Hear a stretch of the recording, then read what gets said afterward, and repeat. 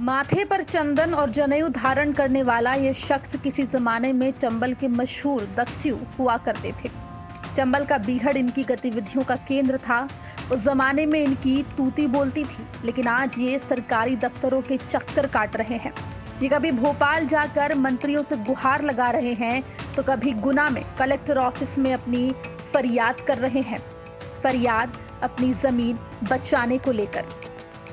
ये हमारा रास्ता खुलवाया जाए और इन लोगों ने जो 2-3 गेट बनाए रहे, दुकानें बना दी, 6-7 हमारे यहाँ अगर वो राजीव गांधी योजना से इनके पट्टे हो गए, हमारा पट्टा दिया जाए। राजीव गांधी हमारे आगे है, हम 40 साल के बैठे हुए हैं इस जगह पर। 40 साल के बैठे। किसने दी थी आपको जगह? जमीन सरकार ने दिया। क्यों दी थी?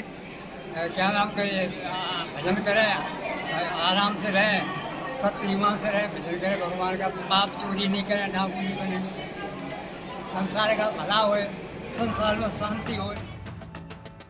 ये पूरी कहानी है पूर्व दस्यु प्रताप सिंह की, जो अब बाबा परसराम दास हो गए हैं। 1970 में इनकी पूरे चंबल में काफी धाक थी। हालांकि जल्द इन्हें अपने काम से घृणा होने लगी। जब 1972 में लोकनायक जयप्रकाश नारायण ने इलाके में आकर सभी दस्युओं से आत्मसमर्पण करने को कहा, जिसे इन्होंने मान लिया और सरेंडर कर दिया। समर्पण के तुरंत बाद इन जैसे सभी लोगों को जीवन यापन के लिए सरकार द्वारा जमीन दी गई थी। प्रताप सिंह को गुना जिले के कुंभराज में जमीन दी गई। जेल में रहने के दौरान ही एक गुरु से संपर्क में आए और ध्यान आदि करने लगे। वहीं से उन्होंने एक गुरु से दीक्षा ली, जिसके बाद उनका नाम बाबा परसराम पड़ गया। वे दिन भर ध्यान में मगन रहते, इसीलिए उनके साथी उन्हें आधुनिक वाल्मीकि नाम से बुलाने लगे थे। 1980 में जेल से रिहा होने के बाद वे कुंभराज आ गए।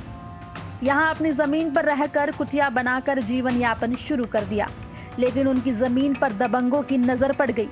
आसपास रहने वाले लोग धीरे धीरे उनकी जमीन पर कब्जा करने लगे।